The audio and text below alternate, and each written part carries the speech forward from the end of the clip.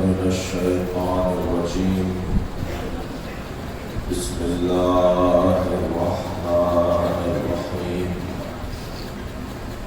इन्ना लिल्लाहि व इन्ना इलैहि राजिऊन।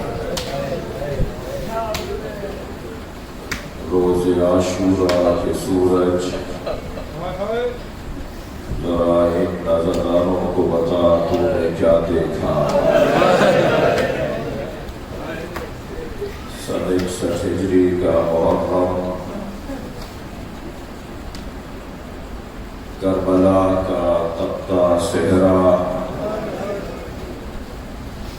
ज़हरा का लाल प्यासा, सुबह आशूर से असर तक लाशें उठाता। मेरे मौला ने लाशें तो सारे उठाए, मगर 4 लाशों पर हुसैन बहुत रोए।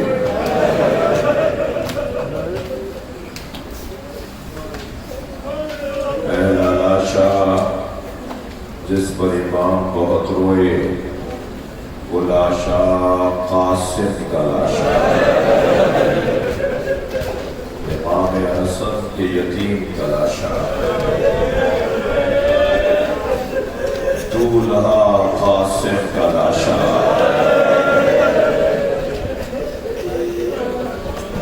13 साल के चांद जैसे चेहरे वाले का लाशा। कोई पूछे इस बच्चे की माँ से, बीवी उम्मे फरवा बताइए आपने क्या देखा। बार बार आके खड़े हो जाते थे, जजमें मुझे जाने की इजाजत है। और इमाम फरमाते थे तुम मेरे भाई की निशानी हो, मेरे भाई बच्चे वापस चले जाओ। और बीवी से जाते कहते थे अम्मा मुझे चाचा जाने की इजाजत नहीं देते। फिर बार बार आते थे और बार बार लौटा दिए जाते थे।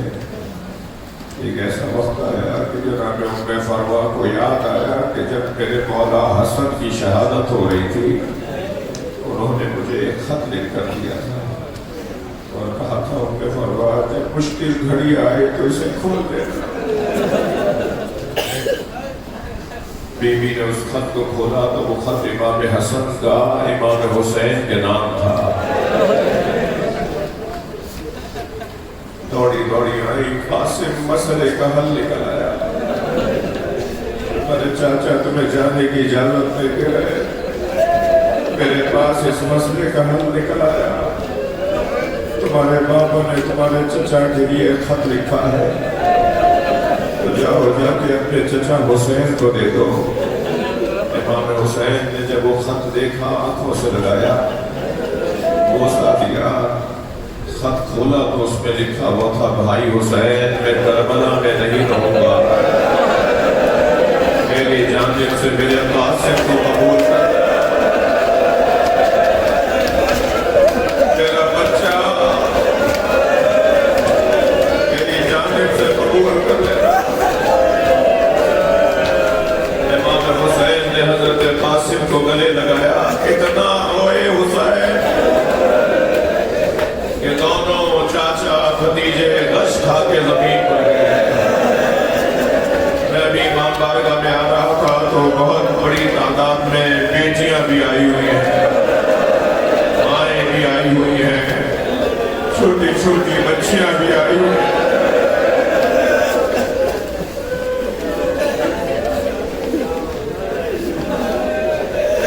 घर की जो बेटियां होती हैं ना, वो अपने घर के भाइयों के लिए, अपने बाबा के लिए बड़ी शफीक होती है। जब करबला के मैदान में हुसैन मौला और कासिम बेहोश हो गए,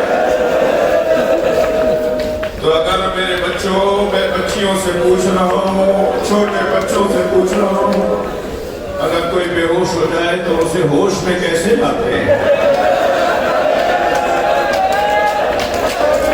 उसके चेहरे पर पानी के छींटे, करबला में तो पीने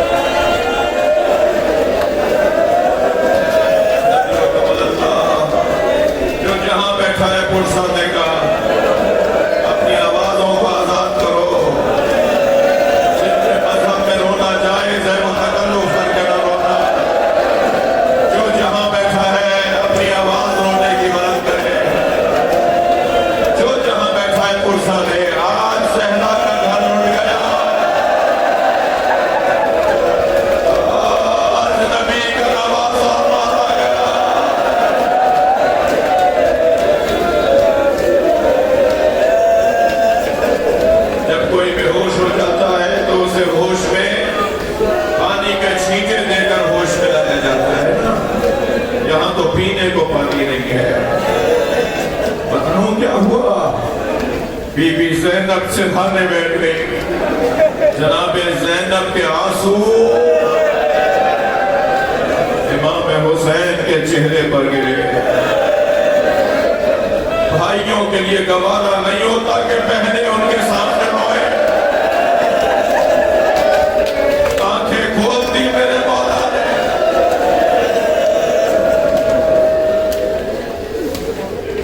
मेरे मौला हुसैन ने कासिम को अपने हाथों से तैयार किया, सर पे अमामा बांधा, चेहरे पे नकाब लगाई, घोड़े पर बिठा के रवाना किया। कासिम मैदान करबला में पहुंचे।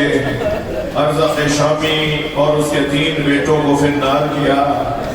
जब बड़े बड़े पहलवानों को इस 11 साल के बच्चे ने मारा तो फिर दुश्मन की आवाज आई, ये हाशमी जवान है, ये हमसे मारा नहीं जाएगा, सब मिलकर हमला करो। अब हर तरफ से हमला होने लगा। एक जालिम की आवाज आई, कासिम तुम्हारे जूते का तस्मा खुल गया। हजरत कासिम ने झुककर देखा तो सर पर एक गुर्ज आया। आवाज दी, चचा मेरी मदद। हुसैन मौला तुल जगह पर बैठे रवाना हुए उस जानिब जहां कासिम गिरे थे। तलवार निकाल कर फिजा में बुलंद की और आवाज दी, तुमने मेरे भतीजे को यतीम समझा, तुमने मेरे कासिम को अकेला समझा। दुश्मन ये समझा कि हुसैन ने हमला कर दिया। रोने वालों, यहाँ के घोड़े वहाँ, वहाँ के घोड़े यहाँ। आवाज आने लगी, चचा मदद करो। अज़ादारों करबला में 2 बदन पामाल हुए। घोड़ों की सुमों से 2 शहीदों के बदन पामाल हुए, एक हुसैन का और एक कासिम का बदन। मगर बता दूं दोनों में फर्क क्या है। इमाम हुसैन का बदन पामाल हुआ मगर शहादत के बाद, कासिम का बदन पामाल हुआ जिंदगी में। आवाज आती रही, चचा बचाओ। मगर जब हुसैन पहुंचे बदन टुकड़े टुकड़े हो चुका था। जैसे उठाया एक भतीजे का लाशा, जब लाशा लेकर पहुंचे तो सारी बीबियां खड़ी इंतजार कर रही थी। सैदानियों ने मौला हुसैन का इस्तकबाल किया। लगता ऐसा है जैसे दूल्हा की बारात आ रही हो। मगर सारी बीबियां तो थी, इस बच्चे की मां नहीं थी। हजरत कासिम की मां नजर नहीं आई। इमाम हुसैन ने जनाब ज़ैनब से फरमाया, बहन ज़ैनब, भाभी उम्मे फरमा नजर नहीं आ रही। तो खबर आई कि जब कासिम की शहादत की खबर आई थी तो बीबी उम्मे फरवा, बच्चे की मां इमाम हसन की ज़ौजा पुश्त खैमा पर चली गई थी। अब जाकर जो देखा तो बीबी ने सजदे में सर रखा हुआ है और तस्बीह पढ़ रही है, शुक्र शुक्र,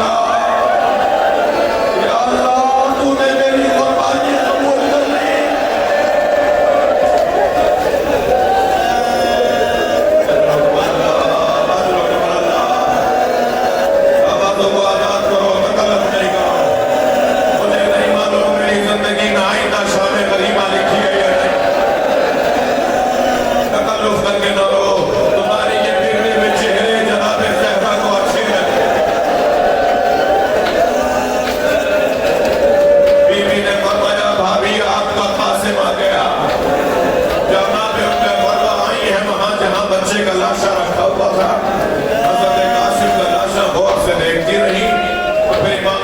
को देखकर फरमाया, भाई हुसैन, मुझे कासिम का खून भरा कुर्ता चाहिए।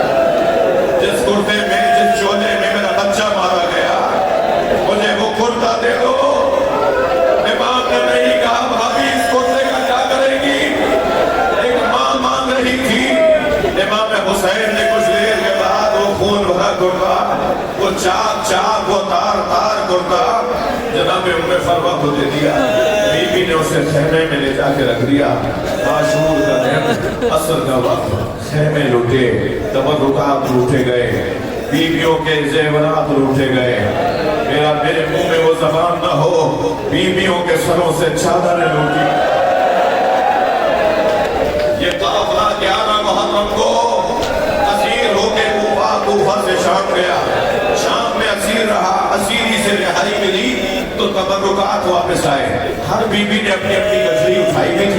बीबी उम्मे फरवा ने भी अपनी गठरी सीने से लगाई हुई थी। बीबी उम्मे फरवा ने मादर हजरत कासिम ने अपनी गठरी सीने से लगाई हुई थी। ये काफिला शाम से करबला आया और करबला से मदीना गया। जब मदीना पहुंची ना तो बार बार कहने लगी मेरा ऊंट जन्नतुल बकी ले जाओ, मेरा ऊंट जन्नतुल बकी ले जाओ। और जब जन्नतुल बकी पहुंची कब्र इमाम हसन के बराबर बैठी, गठरी खोली, खून भरा कुर्ता दिखाता हजरत इमाम हसन की कब्र पर फैला दिया। मेरे वाली कब्जे की निशानी नहीं।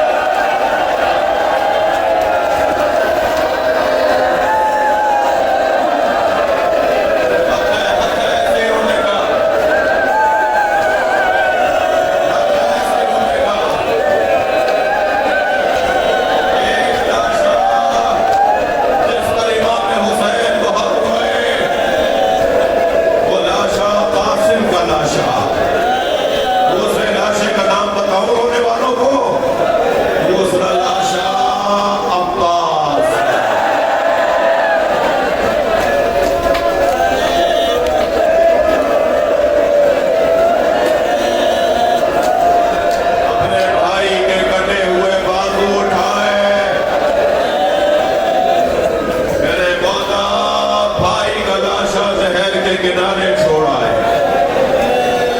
तीसरे लाशे का नाम बताऊं, तीसरा लाशा अली अकबर का। जवानों सरो सीने पे हाथ मारो, आवाज दी बनी हाशिम के बच्चों। ये तीसरा लाशा जिस पर इमाम हुसैन बहुत रोए। और चौथे लाशे का नाम बताऊं, वो चौथा लाशा छोटा बहुत, मगर इमाम हुसैन से उठ नहीं रहा। कभी आगे जाते थे कभी उल्टे पैर वापस आते थे। अली अस्कर का लाशा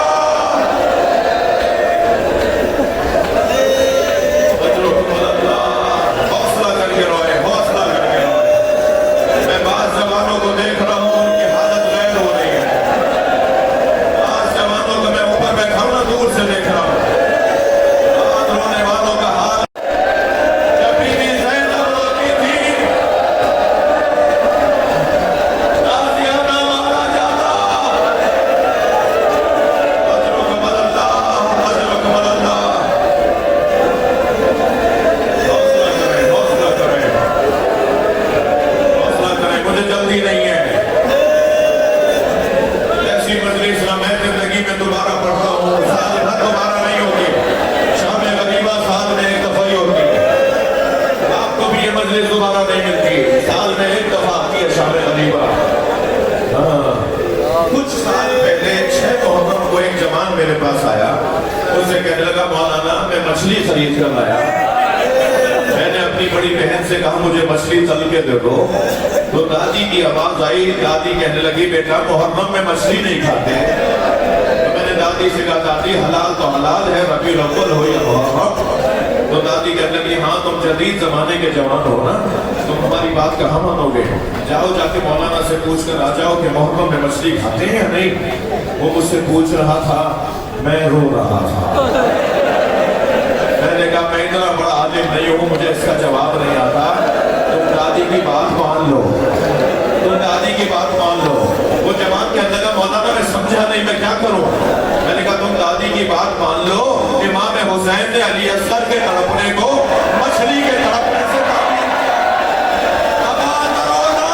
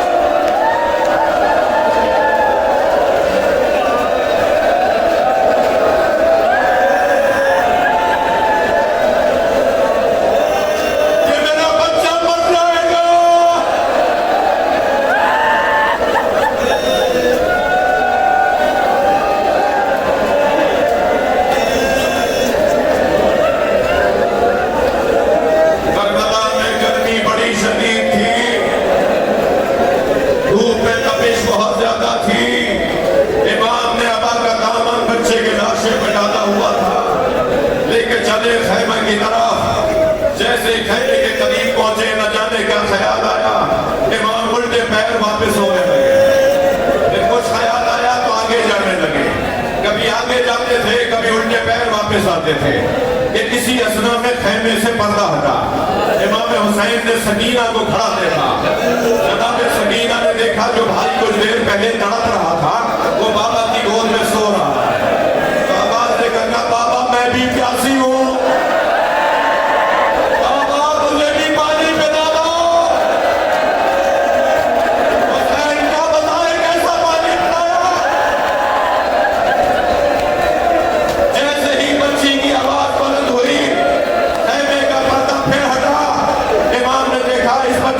खड़ी है। इमाम हुसैन की ज़ौजा जनाब रबाब को आते हुए देखा तो इमाम पीछे हटने लगे। इस कैफियत में फरमाने लगे, रबाब बताओ मैं कौन हूँ, रबाब बताओ मैं कौन हूँ। जनाब रबाब ने फरमाया आप मेरे इमाम हैं, आप हुज्जत खुदा है। इमाम ने आबा का दामन हटा दिया। एक माँ ने खून में लथपथ अच्छा देखा, नन्हे लबों पे लब रख दिए,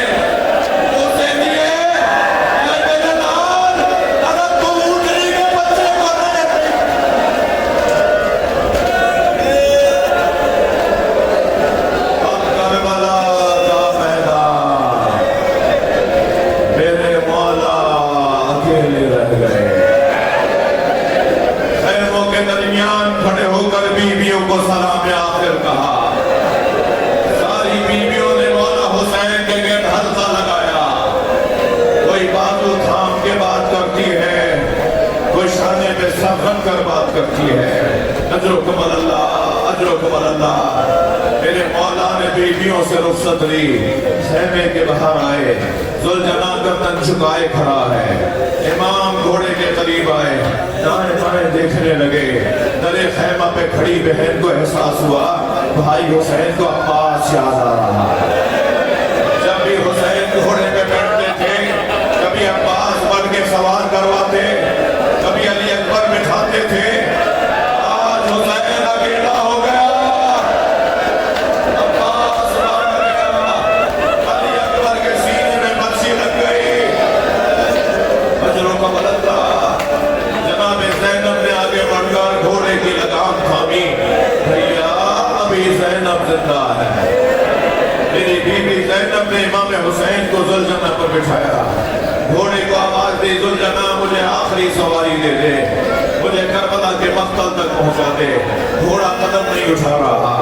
इमाम ने घोड़े की गर्दन पे शफकत से हाथ फेरा। मैं जितना प्यासा हूँ इतना तू भी प्यासा है। मैं आखिरी मर्तबा तेरे ऊपर सवार हुआ हूँ, आज के बाद मैं तेरे ऊपर सवार नहीं होऊंगा। मुझे करबला के मक्तल पहुंचा। घोड़े ने इशारे करना शुरू किए। इमाम ने झुक कर देखा तो सकीना पैर पकड़ी। बाबा के घोड़े मेरे बाबा को न ले जा। इमाम घोड़े से उतरे, सकीना को सीने से लगाया। बीबी की आवाज आई, बाबा अलविदा। इमाम ने ताजे करबला में पहुंचे। इमाम ने नजर पढ़ा, इमाम ने खुतबा दिया। इनकाना दीन मोहम्मद लम यस्तक़िल इल्ला बिक़त्ली फया सुयूफ़ खुज़ीनी। अगर दीन मोहम्मद मेरे कत्ल के अलावा बचने वाला नहीं है तो तलवारों आओ मेरे टुकड़े टुकड़े कर दो। मेरे मौला ने दुश्मन को मुखातिब किया, हर तरफ से हमला होने लगा। कुछ देर तक अली के लाल ने बाबा की जौहर शजाअत दिखाए। इतना जलाल था हुसैन मौला पर, इतने मौला हुसैन का इतना जलाल था कि जहां घोड़ा मोड़ते थे वहां से फौजें भागने लगती थी।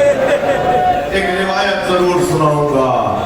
एक 6 महीने के सफर से लौटने वाला मुसाफिर जिसका नाम अब्दुल्ला इब्न अफीफ अज़दी है, वो कूफे में दाखिल हुआ। कूफे में दाखिल हुआ, 6 महीने के बाद अपने शहर वापस आया था। क्या देखा, बाजार बंद है, दुकानें बंद हैं, चहल पहल नजर नहीं आ रही, कोई आने जाने वाला नजर नहीं आ रहा। ये सोचता हुआ घर की तरफ बढ़ा कि शायद कूफे में कोई ताबून आ गया, कूफे में कोई मरज आ गया, कूफे वाले शहर छोड़ के चले गए हैं। वो कहता है मैं अपने घर में दाखिल हुआ तो बेटी ने बढ़कर इस्तकबाल किया। बेटी से पहला सवाल ये कहा, बेटी ये मुझे बता ये कूफे वाले कहाँ चले गए? कहने लगी बाबा आप दोबारा घोड़ा तैयार कीजिए और दोबारा यहाँ से चले जाइए, इसलिए कि सारा कूफा एक बागी को मारने गया।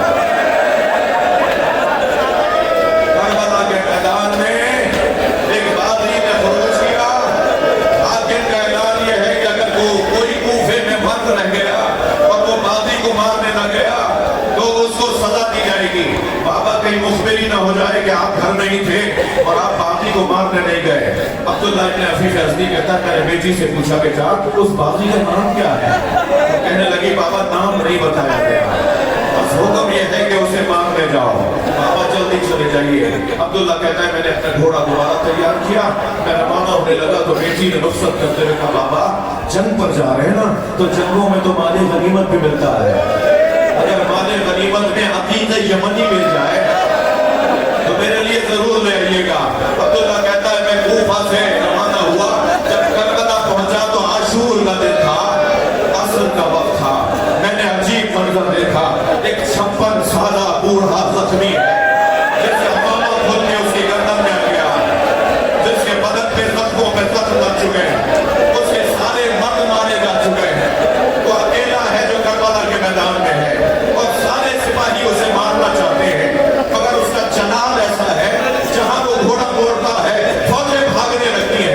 मैंने एक भागते हुए सिपाही से पूछा ये तो अकेला है, ये तो जख्मी भी है, ये तो तन्हा हो गया, तुम इसे डरते क्यों हो? तो उसकी आवाज आई इसके एक भाई का नाम अब्बास था। ये अकेले भी होते हैं तो लश्कर होते हैं। अब्दुल्लाह कहता है मुझे समझ में नहीं आया ये कौन है? कहता है बस मुझे इतना पता था इसे मार दूंगा तो जंग खत्म हो जाएगी। अब्दुल्लाह कहता है मैंने अपना घोड़ा उनके घोड़े के पीछे लगाया, चंद ज़रा के फासले पर उनका घोड़ा लग गया था। मैंने तलवार निकालकर चाहा के उन पर हमला करूं, अभी मैंने इरादा किया था कि उन्होंने मुड़कर मुझे देखा और कहा अब्दुल्लाह करीब आओ। अब्दुल्लाह कहता मेरे हाथ पैर कांपने लगे, मैं घबराने लगा, ये कौन है जो मेरा नाम जानता है? फिर दोबारा आवाज आई अब्दुल्लाह करीब आओ, अब्दुल्लाह करीब आओ। मैं रुक गया तो एक मरतबा आवाज आई अब्दुल्लाह करीब आओ, ये अंगूठी ले जाओ, ये अमीर यमनी है, अपनी बेटी को जाके कहना मैं बागी नहीं हूं, मैं नबी का नवासा।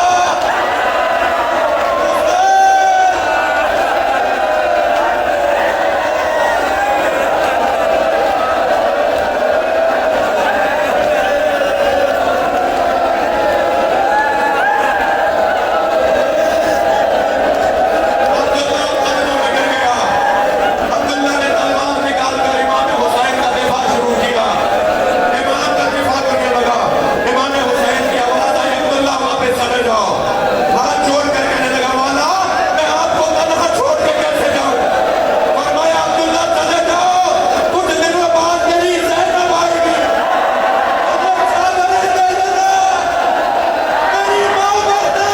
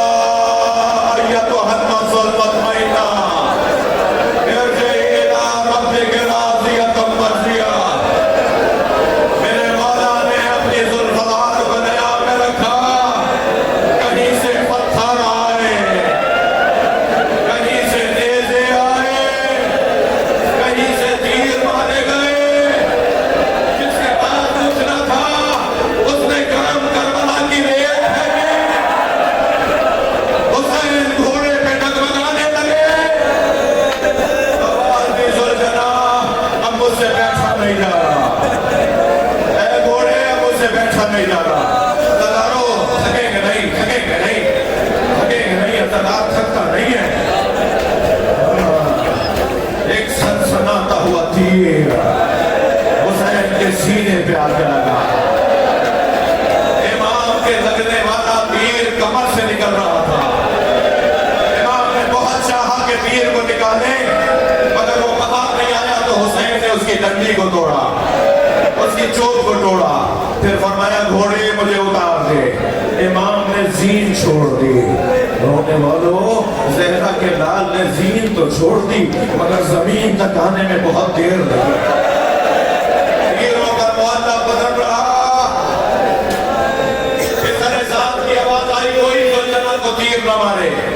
हुसैन ने घोड़े को छोड़ दिया है, हुसैन ने घोड़े की पुष्ट से उतरकर घोड़े को छोड़ दिया है। कोई घोड़े मेरे को तीर न मारे। मैंने अपने बचपन में नबी को इस पे बैठे देखा है। इसे तवज्जो के तौर पे रखूंगा। हमारे माता ने साथ पढ़े, मुझे नबी का सवाल याद नहीं। सिपाही घोड़े को पकड़ने के लिए आगे बढ़े, इसने 80 सिपाहियों को जख्मी किया। किसी के काबू में नहीं आ रहा था। 80 सिपाहियों को उस जगह ने जख्मी किया, और जब किसी के काबू में नहीं आया तो बेचारे साथ की आवाज आई, छोड़ दो, पीछे हट जाओ। देखो ये क्या करता है। जब सिपाहियों को जुल्जना ने पीछे हटते हुए देखा ना, तो घोड़े ने दाएं बाएं देखना शुरू किया। इससे अंदाजा हुआ हुसैन से दूर हो गया, तो दौड़ा उसी तरफ जहां इमाम हुसैन को उतारा था। मगर रोने वालों, इसे आने में देर हो गई थी। हुसैन का गला काटा जा चुका, लाशें बिखरे हुए, ये लोगों के दरमियान सूख रहा था, अपना खून ढूंढ रहा था। उसी लाशे पे रुका जो हुसैन का लाशा था। अपनी पेशानी को इमाम के खून से रंगीन किया और ज़मीन-ए-करबला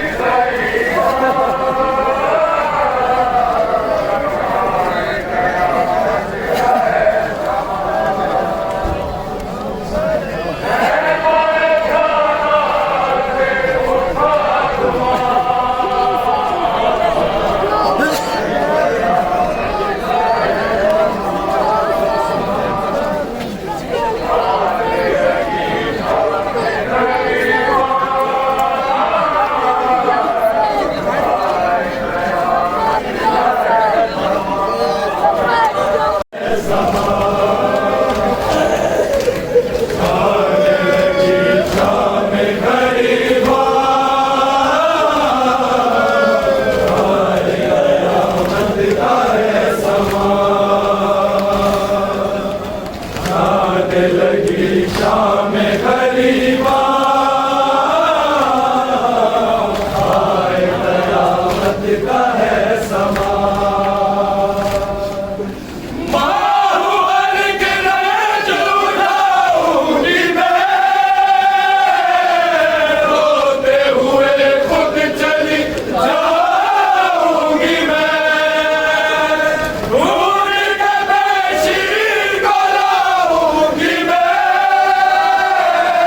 उसके बिना जी नहीं पाऊंगी मैं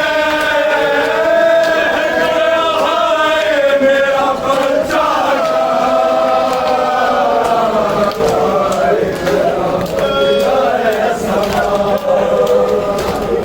आने लगी शाम गरीबा आए कयामत का है समा आने लगी शाम गरीबा आए कयामत का है समा ढल गया दिन खत्म लड़ाई हुई मौत की खामोशी छाई हुई जाग गिरे पार खुदाई हुई कसम फातिमा जाई हुई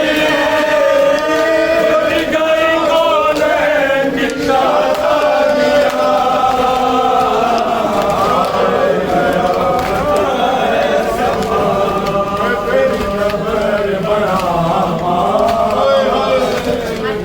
शाम नु जावा वीरता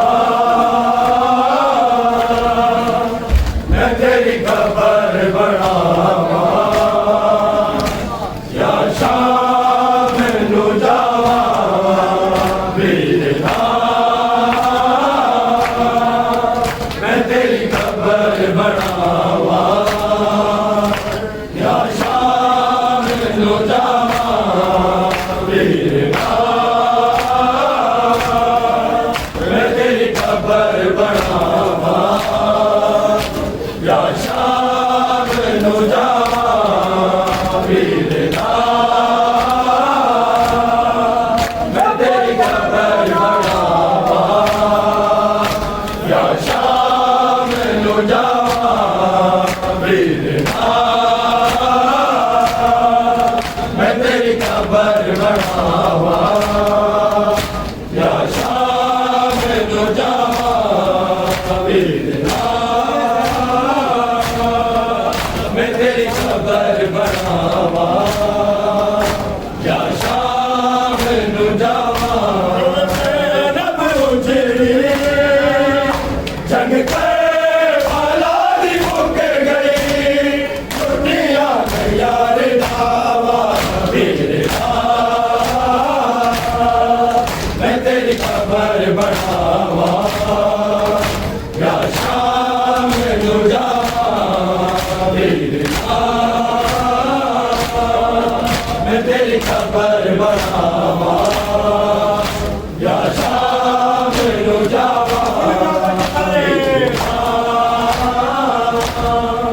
मैं तेरी खबर बढ़ावा या शाम नु जावा नभ उजड़ी जग के औलादी मुक गई दुनिया के यार दावा वीरता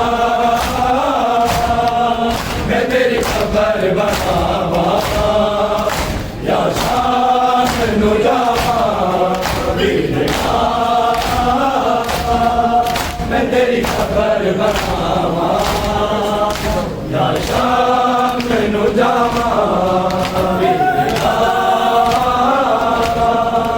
मैं तेरी खबर बढ़ावा या शाम नु जावा कि मैं शाम लगावा सजाद बिमारे होश नहीं आती किसनू ऐसा दिल सारे मैं समझ नहीं आती